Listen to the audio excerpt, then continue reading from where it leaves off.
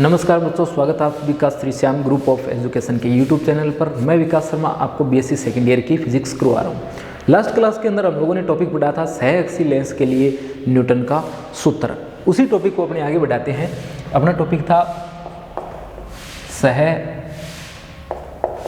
अक्षीय लेंस निकाय के लिए या लेंस के लिए न्यूटन का सूत्र। ठीक है, तो न्यूटन का सूत्र तो हम लोगों ने कल निकाल लिया था, प्लस में इसमें दिए गए हैं अन्य संबंध। ठीक है, तो सहअक्षीय लेंस निकाय के लिए लेंस सूत्र जो है वो हम लोग बना चुके थे। अब अपने इसमें क्या करेंगे, ठीक है, अब अपने इसमें क्या करने वाले, अन्य संबंधों को देखने वाले हैं। जैसे कुछ एक राशियां आपके पास में होगी, उनके लिए किस प्रकार के संबंध आपके पास में प्राप्त होते हैं, उन संबंधों को आज अपने को क्या करना है, देखना है। तो सबसे पहले आपको इसका डायग्राम बनाना पड़ेगा। ये आपके पास में मुख्य अक्ष है और मुख्य अक्ष पर देखिए इसका डायग्राम आप लोग ठीक से बना लेना। मैं लास्ट क्लास में इसका डायग्राम जो है वो बना चुका हूँ, सिर्फ कैलकुलेशन करने के लिए इसका डायग्राम बना रहा हूँ अभी मैं। तो ये H1 और H2 हाइट है आपके पास में, और P1 P2 दो संयुग्मी बिंदु है, इनको अपने मुख्य बिंदुओं के नाम से जाना जाता है। इस तरफ अपने एक बिंब लेते हैं A और B, बिंब की ऊंचाई जो है वो अपने H1 लेते हैं, और यहाँ से एक प्रकाश की किरण जाएगी और इससे ये आपका H1 बन जाएगा और ये बन जाएगा H1 और H2। इसमें फोकस बिंदु आपको देखने पड़ेंगे। तो एक तो फोकस बिंदु आपका यहाँ पर आएगा F1 और दूसरी साइड आपका फोकस बिंदु आने वाला है F2। ठीक है, तो एक प्रकाश की किरण जो यहाँ से आएगी वो तो सीधी चली जाएगी मुख्य फोकस से होकर के, और एक प्रकाश की किरण आपकी जाएगी इस साइड ऐसे,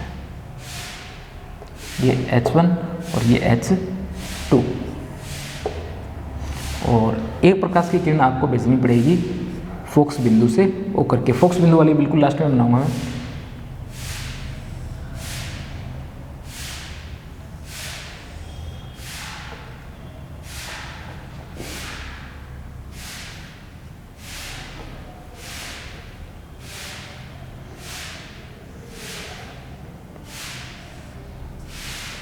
ये F2 आपका है, F2, और ये A1, ये B1, और ये आएगा माइनस का H2, ये आएगा माइनस का θ2, और इस साइड आएगा आपका θ1। इसे इस साइड बना देता हूँ और इसे भेज दूँगा यहाँ से, ये आ जाएगा आपका F1। दूरियाँ स्केल वगैरह से नाप करके ढंग से बनाना है आप लोगों को। ये आपकी तीसरी किरण है जो इस रास्ते से होकर के जा रही है।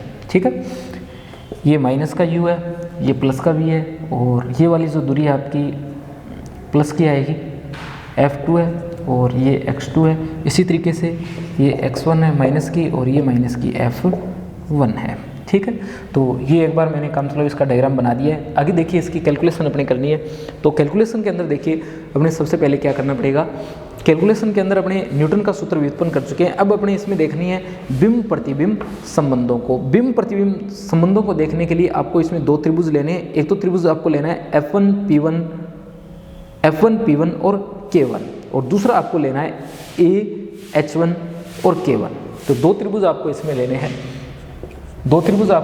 हैं, एक तो लेना है F1 P1 और K1, F1 K1 और P1, और दूसरा आपको जो त्रिभुज लेना है वो, जैसे देखिए इसे आपने यहाँ से शुरू किया है ना इस तरीके से, तो इसे भी आपको यहीं से शुरू करना पड़ेगा। A1H1 और K1।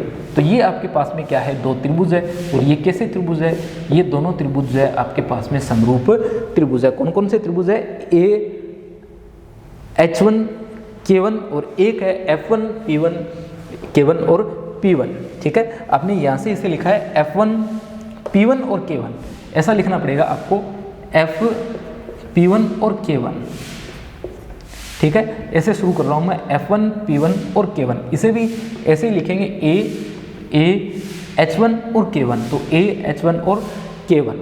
मैंने आपको पहले भी बताया कि यहाँ पर अपनी समरूपता की प्रॉपर्टीज़ को काम में लेना है। तो ये ऑप्टिक्स पढ़ने से पहले आप लोगों का काम रहेगा कि आप लोग समरूपता की जो प्रॉपर्टीज़ है उन्हें ढंग से पढ़ लेना। तो ये संगत भुजाओं का अनुपात, संगत कोणों का अनुपात अपने इसमें लेते हैं। तो अगर इसे आप लोग ऐसे शुरू कर रहे हो F1 P1 K1 F1 P1 K1, तो इसको बिल्कुल ऐसे शुरू करना पड़ेगा आपको A H1 और K1, ठीक है। इस त्रिभुज के अंदर आप देखिए क्या लिखोगे, आप लोग इसके अंदर लिखोगे कि जो आपका F1 और P1 है, F1 और P1 है, F1 और P1 है। दूसरा आपके पास में जो P1 और K1 है, कौन? F1 और P1 है, और P1 और K1 जो है। अब देखिए अगर आपने इन त्रिभुजों को बिल्कुल सही लिखा है तो आपको डायग्राम देखने की जरूरत बचेगी नहीं। क्यों? यहाँ आपने लिखा F1 P1 मतलब शुरुआत के 2 लिए, तो यहाँ भी शुरुआत के 2 ही लिए जाएंगे, A और H1। आपने लिखा P1 K1 लास्ट के 2 लिए, तो यहाँ भी आपको ये लास्ट के 2 ही लेने पड़ेंगे, H1 और K1 पर ध्यान ये रखना कि आपका डायग्राम होना चाहिए बिल्कुल सही। अब देखिए अब आप लोग यहाँ क्या करने वाले हो, यहाँ आप लोग रखने वाले हो मान, जैसे H1 K1 की अगर बात की जाए, H1 K1 तो ये है आपके पास में H1 और K1। H1 K1 को आप लोग क्या लिख सकते हो, इसे आप लोग लिख सकते हो P1 K1 अपनी जगह, P1 K1 ये P1 K1, तो पर H1 K1 जो है, H1 K1 जो है वो किसके बराबर है, वो है H1 P1 प्लस P1 और K1 इनके जोड़ के बराबर है। सारे मान अगर आप लोग इसमें रखना चाहो, जैसे आप लोग सबसे पहले किसका रखो, F1 P1 का रखो, तो F1 P1 का मान है माइनस का F1, तो यहाँ आ जाएगा माइनस का F1। A H1 जो आपके पास में है, इसका मान कितना है, तो इसका मान जो है वो है माइनस का U, तो ये आपके पास में प्राप्त होगा माइनस का F1 और माइनस का U। आगे चलते हैं, P1 K1 की अगर बात की जाए, P1 K1 की अगर बात की जाए तो इसके समांतर चलोगे, वहाँ देखोगे इसका मान कितना प्राप्त होता है, माइनस का H2 प्राप्त होता है। मान आपका बच गया H1 P1 का, तो H1 P1 आपके पास में ये हाइट है H1 के बराबर रहेगी, और P1 K1 जो है आपके पास में ये वाली हाइट है माइनस H2 के बराबर रहेगी। यहाँ से आप लोग क्या लिख सकते हो, यहाँ से देखो माइनस से माइनस कैंसिल हो जाएगा, और आप लोग लिखोगे F1 U। देखो ऑप्टिक्स में वैसे इन्हें कैंसिल करना होता नहीं है, ये भी ध्यान रखना आप लोग, इसी लाइन में नहीं कैंसिल करना है, नेक्स्ट नई लाइन लिखनी पड़ेगी आपको, नई लाइन जो है उसी में इनके बिना आपको लिखना होगा। क्यों? क्योंकि अगर आप लोग इसे प्लस का बना दोगे तो पता ही नहीं चलेगा कि आपने F1 U1 को प्लस का लिया है या माइनस का लिया है। अगर यहाँ पर ये प्लस के हैं तब आपका ये डेरिवेशन गलत है। आई बात सुन में, यानी जैसे मैंने अभी इसे किया है कि माइनस से माइनस काट दिया, दोनों को प्लस बना दिया, अगर मैं इनसे पहले प्लस लिख देता हूँ तो ये इतनी लाइन आपकी गलत हो जाएगी। क्यों? क्योंकि यहाँ देख सकते हो ये माइनस का है और ये भी किसका है, माइनस का है, तो नई लाइन ये आपको लिखनी पड़ेगी, और नई लाइन के अंदर ही इनको किसका लिखना पड़ेगा आपको, प्लस का। और किसके बराबर है ये माइनस का H2 बटा H1 माइनस H2 के बराबर है। तो ये आपको प्राप्त हो जाती है समीकरण 5 आपको प्राप्त हो जाती है। जैसे आपके बुक में समीकरण नंबर लिखे हुए हैं बिल्कुल उसी के अनुसार मैंने समीकरण नंबर लगाए थे कल, तो ये आपको क्या प्राप्त हो जाती है, समीकरण नंबर 5 जो है वो प्राप्त हो जाती है। ठीक है, नेक्स्ट अपने आगे बढ़ते हैं और इसके अंदर 2 नए त्रिभुज देखते हैं। एक तो इसमें अपने त्रिभुज लेते हैं F2 P2 और H2, F2 P2 और H2। दूसरा अपने इसमें त्रिभुज लेंगे A1 K2 और H2। ठीक है, 2 त्रिभुज अपने इसमें लेंगे F2 P2 H2, और दूसरा त्रिभुज लेंगे अपने A1 K2 और H2। इन 2 त्रिभुजों की बात कर रहे हैं अपने, एक तो अपने ले रहे हैं F2 P2 और H2, दूसरा ले रहे हैं इस त्रिभुज को। तो 2 त्रिभुज देखिए कौन कौन से, त्रिभुज F2 P2 और H2। दूसरा त्रिभुज आपके पास में कौन सा है, आपके पास में त्रिभुज है A1 K2 और H2। ये कैसे हैं, समरूप है। ये कैसे त्रिभुज है, समरूप त्रिभुज है। ऑप्टिक्स पढ़ रहे हैं तो ज्यामिति से ये समरूप बन रहे हैं सीधे। तो A1 अपने सबसे पहले लिखा है A1 K2 H2। यहाँ पर आप लोग देखोगे तो हम लोगों ने लिखा है F2 P2 और H2। इसे अपने लिखा है और यहाँ हम लोगों ने इस कंप्लीट त्रिभुज को लिखा है। इनकी संगत भुजाओं का अनुपात बराबर आना चाहिए, यानी इसका अनुपात और इसका अनुपात जो है वो बराबर आना चाहिए। इसी प्रॉपर्टी को हम लोग यहाँ पर काम में लेने वाले हैं। तो सबसे पहले आप लोग इसके अंदर लिखोगे कि आपके पास में जो F2P2 है और जो H2P2 है, F2P2 और H2P2, ये F2P2 और कौन जो H2P2 है, H2P2 है, इनका अनुपात आप लोग देखोगे तो मैंने आपको अभी बताया था शुरुआत के 2 ले रहे हो तो यहाँ भी शुरुआत के आप लोगों को 2 लेने पड़ेंगे, यहाँ लास्ट के 2 ले रहे हो तो इसी तरीके से आपको यहाँ पर क्या करने पड़ेंगे, लास्ट के 2 मान जो है वो लेने पड़ेंगे। और इसके अंदर ध्यान रखना कि समरूप त्रिभुज को लिखते समय बिल्कुल इनके क्रम का आप लोग ध्यान रखोगे। ठीक है, आगे बढ़ते हैं अपने और देखते हैं कि H2K2 जो आपका है, H2 और K2, यहाँ ये देखिए H2 और K2 आपके पास में। H2K2 को आप लोग क्या लिख सकते हो, पहले तो इसी को लिखोगे H2P2 बटे H2K2, H2 और K2, H2K2 आपका ये बनता है तो इसे लिखोगे आप लोग H2P2 प्लस P2 और K2।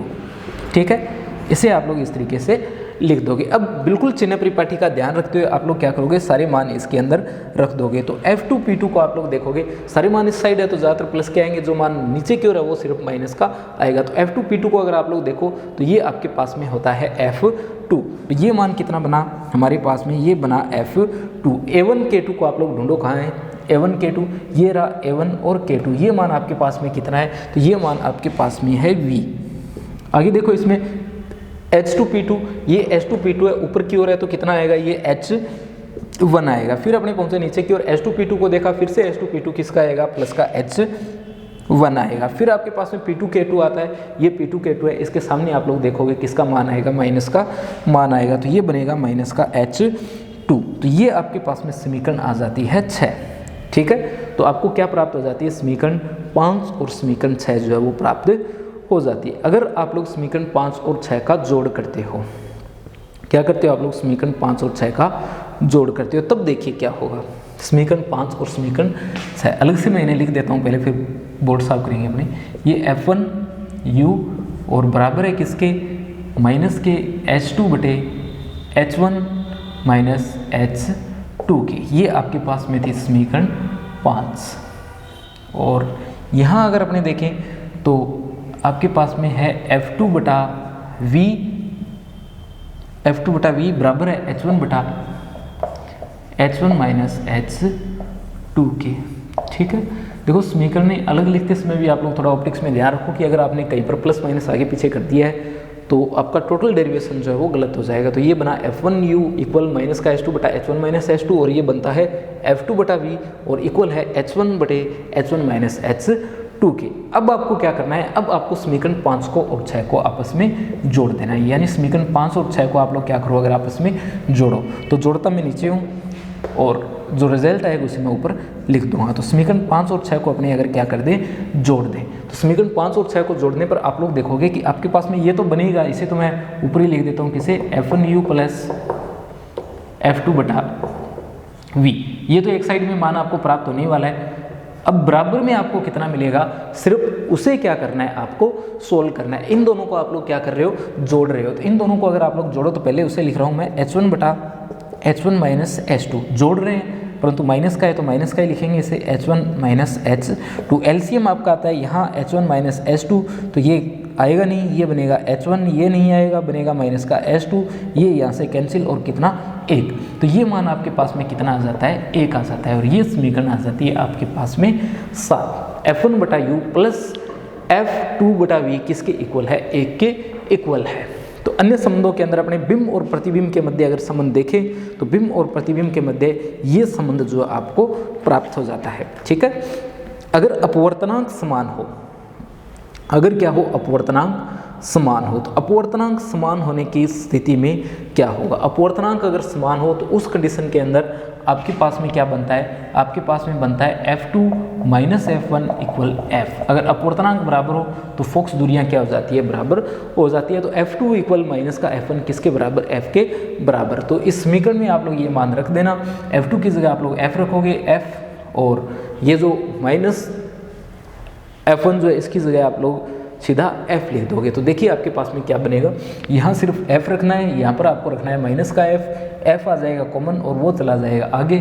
तो आपके पास में इसका जो रिजल्ट बनने वाला है वो बनेगा 1/v minus 1/u equal f। ठीक है, ये रिजल्ट आपको यहाँ पर प्राप्त हो जाएगा। 1/v माइनस 1/u और किसके इक्वल है, ये f के इक्वल है।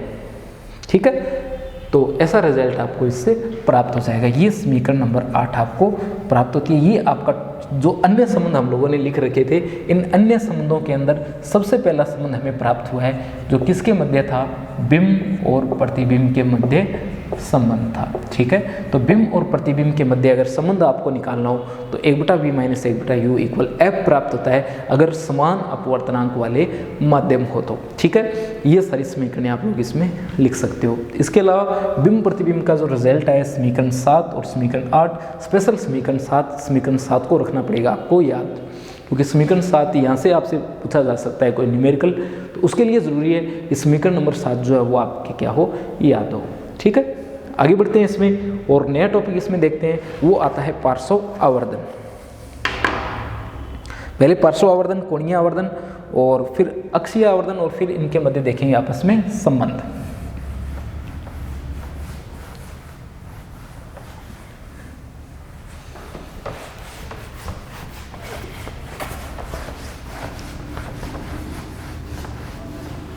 देखिए नया टॉपिक अपना, हमारा नया टॉपिक है इसमें पार्श्व आवर्धन, लेंस निकाय द्वारा उत्पन्न पार्श्व आवर्धन। पार्श्व आवर्धन, तो इसमें आप लोग लिखोगे कि लेंस निकाय द्वारा बने पार्श्व आवर्धन का मान, लेंस निकाय के लिए पार्श्व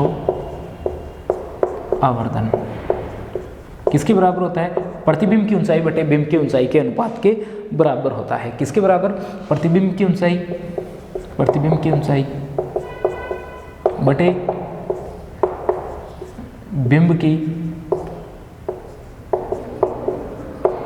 ऊंचाई, इन दोनों के अनुपात के क्या होता है, ये बराबर होता है। किसका मान, पार्श्व आवर्धन का मान। पार्श्व आवर्धन को लिखते हैं mt से, किसके बराबर, प्रतिबिंब की ऊंचाई। प्रतिबिंब की ऊंचाई आप लोग देख सकते हो h2 है और इसकी जो ऊंचाई आपने ले रखी है वो कितनी है, h1 है। ठीक है, परिमाण के रूप में अपने पार्श्व आवर्धन को लिखते हैं, तो इस हिसाब से इसका फॉर्मूला क्या बैठता है, h2/h1 बनता है। ये h2 है और ये आपके पास में क्या है, h1। अभी तक अपने कुछ नहीं किया, सिर्फ फॉर्मूला लिखा है, ना तो अपने किसी मान को रखा है और ना ही चिन्ह परिपाटी को हम लोगों ने इसके अंदर रखा है। ठीक है, सीधा अपने सूत्र लिखा है किसका, पार्श्व आवर्धन का mt इक्वल h2/h1।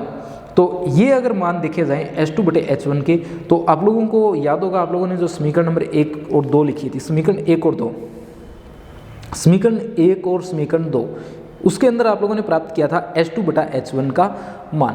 h2/h1 का मान समीकरण 1 व समीकरण 2 से, समीकरण 1 में भी आपने h2/h1 का मान प्राप्त किया था और समीकरण 2 में भी आप लोगों ने h2/h1 का मान प्राप्त जो है वो किया था। इसमें तो आपने मान प्राप्त किया था माइनस का f1/x1 और इसमें प्राप्त किया था x2/f2 माइनस का x2/f2 माइनस का x2/f2। ये मान जो आप लोगों ने इसमें प्राप्त किए थे किसके, h2/h1 के।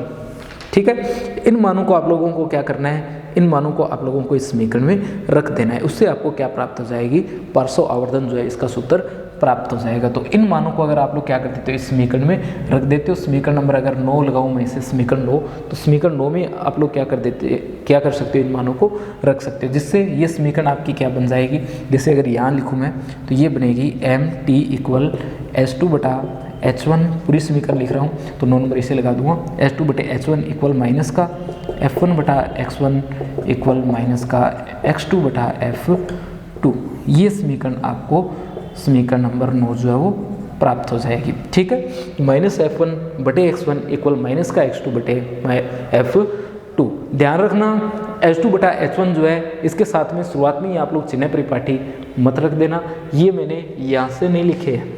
ठीक है, यहाँ से नहीं लिखे, ये पार्श्व आवर्धन का सिर्फ फॉर्मूला लिखा है कि m2 इक्वल क्या होता है, h2/h1 1 होता है। फिर अपने इसे क्या करना है, सोल्व करके जहाँ आप लोगों ने H2/H1 का मान ज्ञात कर रखा था पहले, वहाँ से उन मानों को उठा करके आप लोग इस समीकरण में रख दोगे, तब अपने आप माइनस के साथ में ये रिजल्ट आएगा, माइनस का F1/X1 इक्वल माइनस का X2/F2, और ये समीकरण 9 आपको प्राप्त हो जाएगी। इसके अलावा देखिए आपके पास में जो समीकरण 5 और समीकरण 6 जो आई है, समीकरण 5 और समीकरण 6, समीकरण 5 और समीकरण 6 से भी आप लोग क्या कर सकते हो, H2 और H1 जो है इनका अनुपात ज्ञात कर सकते हो। यहाँ से अगर आप लोग इसका अनुपात ज्ञात करोगे तब देखिए आपको समीकरण नंबर 10 प्राप्त होगी और रिजल्ट आएगा माइनस का F1 बटे माइनस F2, H2/H1 बराबर माइनस का F1 बटे F2 और V बटा U। ठीक है, ये वाला रिजल्ट जो आपको प्राप्त होगा माइनस का F1 बटे F2 V बटा U, ये आपको प्राप्त हो जाती है समीकरण 10। ठीक है, ये समीकरण 10 आपको प्राप्त हो जाती है। ये समीकरण हम लोगों ने कहाँ से प्राप्त की है, ये प्राप्त की है समीकरण 5 में। समीकरण 5 और 6 ऊपर लिखी हुई है, समीकरण 5 में समीकरण 6 का भाग देने पर, समीकरण 6 का भाग देने पर। ठीक है, समीकरण 5 में समीकरण 6 का भाग देने पर आपको क्या प्राप्त हो जाएगा, H2/H1 का मान प्राप्त हो जाएगा। बिल्कुल सिंपल सा है, अगर इसका आप लोग भाग लगाओगे तो माइनस तो अपने आप इसमें आ जाएगा और H1 minus H2, H1 minus H2 अपने आप कैंसिल हो जाएगा, तो अपने आप बन जाएगा इसमें माइनस का H2/H1, और जो आपने ये लिख रखा है ये F1/U बच जाएगा। ये देखिए F1/U बच गया, और ये भाग में आएगा तो V ऊपर चला जाएगा, V ऊपर चला गया और F2 जो है वो नीचे आ जाएगा, माइनस यहाँ पर ये वाला बच जाएगा। क्यों, क्योंकि ये तो कैंसिल, ये भी कैंसिल, यहाँ क्या बचा माइनस का H2/H1 बचा। तो यहाँ से भी आप लोग क्या कर सकते हो, पार्श्व आवर्धन जो है उसका मान ज्ञात कर सकते हो। तो समीकरण 9 और 10 से आप लोगों ने क्या प्राप्त कर लिए, पार्श्व आवर्धन के मान जो है वो प्राप्त कर लिए हैं। देखिए आगे अपने, इसके बाद आता है कोणीय आवर्धन। कोणीय आवर्धन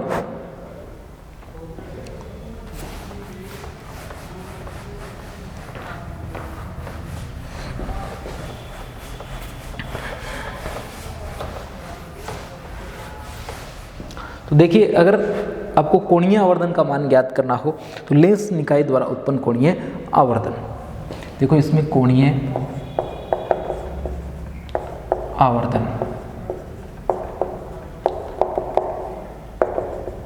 कोणीय आवर्धन को हम लोग लिखते हैं m थीटा से, किसके बराबर होता है, ये बराबर होता है tan θ2 बटे tan θ1 के। ठीक है, tan θ2 बटे tan θ1 के ये होता है आपके पास में बराबर। और प्राक्षीय किरणों के लिए आप लोग इसे लिख सकते हो किसके बराबर, H1/V, H1/V और H1/U के बराबर। H1 से H1 कट जाएगा, U ऊपर चला जाएगा और V जो आपके पास में है वो नीचे आ जाएगा। तो इसे U/V हम लोग लिख सकते हैं। ठीक है, U/V, ये V है, U/V हम लोग इसे लिख सकते हैं। देखिए tan θ2 बटे tan θ1 का मान हम लोगों ने इस त्रिभुज से ज्ञात किया है। ठीक है, ये एक तो ये त्रिभुज है, दूसरा आपके पास में ये वाला त्रिभुज है। tan θ1 का मान जब हम लोगों ने ज्ञात किया तो आपको मिलता है H1/U, ये टोटल त्रिभुज है, इसकी बात कर रहे हैं हम लोग। इस त्रिभुज से हम लोगों ने tan θ1 का मान ज्ञात किया है, तो ये हाइट आपके पास में H1 है और ये जो आपके पास में ये क्या है, U है। ठीक है, तो यहाँ से हम लोगों ने ये मान ज्ञात किया और इसके अंदर रख दिया। लंब बटे आधार हम लोगों ने लगाया, ये कोण 90 डिग्री का है, ये इसका कर्ण है, ये आधार है और ये क्या है, लंब है। इसी तरीके से दूसरी साइड भी हम लोगों ने इसे लगाया, ये आपके पास में V है और ये जो आपके पास में मान है ये कितना है, H1 है। इस त्रिभुज के अंदर अपने इसे लगाया, ये कितना है आपके पास में, H1 है और ये जो दूरी है ये कितनी है, V है और tan θ2 का मान हम लोगों ने ज्ञात कर लिया। तो कितना आ गया, U/V आ गया है। U/V का अगर अपने इसमें मान रख दें तो U/V का मान रखने के बाद में देखिए ये क्या बनेगा, U/V। तो U/V का अगर मैं इसमें मान रख देता हूँ तब ये बनता है m थीटा इक्वल U/V का, तो ये बनता है x1 प्लस F1 बटा x2 प्लस F2। ठीक है, ये क्या बनता है, x1 प्लस F1 बटा F2 प्लस x2। और यहाँ पर आप लोग देख सकते हो कि जो आपके पास में न्यूटन का सूत्र है, न्यूटन का सूत्र आपके पास में क्या था, यहाँ लिखोगे न्यूटन के सूत्र से, न्यूटन का सूत्र क्या है, x1 x2 किसके बराबर है, ये F1 और F2 इन दोनों के गुणनफल के बराबर है। अगर आप लोग क्या कर देते हो, न्यूटन के सूत्र से इस समीकरण में मान रख देते हो, तब देखिए आपके पास में क्या बनेगा, ऊपर जो आप लोगों ने लिख रखा है बिल्कुल वैसा ही बना रहेगा, पर दूसरी साइड आप लोगों को क्या कर देना है, x2 का मान जो है वो रख देना है। x2 का मान आप लोगों को रखना है, तो m थीटा इक्वल क्या बनेगा, ये बनेगा F1 प्लस x1 अपनी जगह रहेगा, F2 भी अपनी जगह रहेगा, प्लस का x2 जो है इसका मान आपको रखना है, ये बनेगा F1 F2 बटा x1, ये वाला मान जो है आपको इसका प्राप्त हो जाएगा। ठीक है, और इसे लगभग आप लोग क्या लिख सकते हो, इसे आप लोग लिख सकते हो x1 बटा F1। ठीक है, इसे क्या लिख सकते हो आप लोग, x1 बटा F1, x1 बटा क्या लिख सकते हो आप लोग, x1 बटा F2। ठीक है, या तो लिख सकते हो x1 बटा F2, या आप लोग इसे लिख सकते हो F1 बटा x2, ये भी आप लोग लिख सकते हो। ये तो इससे आपको प्राप्त हो जाएगा, और यहाँ से आप लोग इसे क्या लिख सकते हो, F1 बटा x2 जो है वो लिख सकते हो। ठीक है, तो इस तरीके से आपको यहाँ पर किसका मान प्राप्त हो जाता है, m थीटा जो है उस m थीटा का मान प्राप्त हो जाता है। और समीकरण नंबर अगर अपने देखें तो ये समीकरण नंबर ये 11 आ जाती है, और ये जो है आपके पास में ये आ जाती है समीकरण नंबर 12। ठीक है, तो यहाँ से इस तरीके से आप लोग क्या कर सकते हो, कोणीय आवर्धन जो है, इस कोणीय आवर्धन का मान प्राप्त कर सकते हो। देखो यहाँ पर अपने को कुछ नहीं करना, x1 को आप लोगों को ले लेना है एलसीएम, और एलसीएम लेने के बाद में आप लोग इसे सोल्व कर लेना, ये मान अपने आप कट जाएगा। सिर्फ आपके पास में क्या बचेगा, आपके पास में बचेगा x1 बटा F2, और फिर इस सूत्र से आप लोग इसे क्या लिख दोगे, F1 बटा x2 लिख दोगे। दूसरा, अगर आप लोग इसमें काम में लेते हो अभी के ज्या प्रतिबंध को, तो अभी के ज्या प्रतिबंध से देखिए, देखो अभी का ज्या प्रतिबंध जो है वो आपको इस टॉपिक में तो काम में नहीं आएगा, पर नेक्स्ट जब आप लोग इसे नेक्स्ट टॉपिक को जब आप लोग सॉल्व करोगे तो उसके अंदर आपको जरूरत पड़ेगी अभी के ज्या प्रतिबंध की। तो अभी के ज्या प्रतिबंध से देखिए आप लोग क्या लिख सकते हो, अभी का ज्या प्रतिबंध, अभी का ज्या प्रतिबंध, अभी के ज्या प्रतिबंध के अंदर हम लोगों ने लिखा था μ1 h1 साइन थीटा 1 बराबर था किसके, μ2 h2 और साइन थीटा 2 के। ठीक है, μ1 h1 साइन थीटा 1 बराबर था किसके, μ2 h2 और साइन थीटा 2 के। और अपने यहाँ से किसका मान ज्ञात कर सकते हैं, फिर से m थीटा जो है, m थीटा का मान ज्ञात कर सकते हैं। m थीटा का सूत्र होता है tan थीटा 2 बटे tan थीटा 1, परंतु अगर थीटा का मान अलग हो तब आपके पास में ये मान कितना होता है, तो ये मान होता है sin थीटा 2 बटे sin थीटा 1। देखिए टोटल कैलकुलेशन वाला पार्ट है, इसके अंदर अलग से बताने के लिए कुछ भी नहीं है। तो tan थीटा 2 बटे आपको क्या प्राप्त हो जाता है, tan थीटा 1 प्राप्त हो जाता है, जिसे लगभग आप लोग क्या लिख सकते हो, sin थीटा 2 बटे sin थीटा 1 लिख सकते हो। इसे इसके भाग में भेज दिया, तब आपके पास में मान जो बचेगा वो बचेगा μ1 h1 बटे μ2 h2। ये आपके पास में समीकरण प्राप्त हो जाती है, समीकरण नंबर 13, जिसे अपने नेक्स्ट टॉपिक के अंदर आगे काम में लेंगे।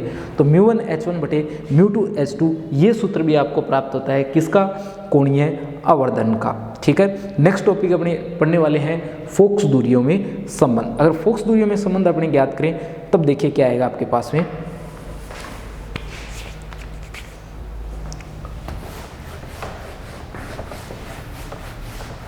देखिए नेक्स्ट टॉपिक आपका फोक्स दूरियों में संबंध।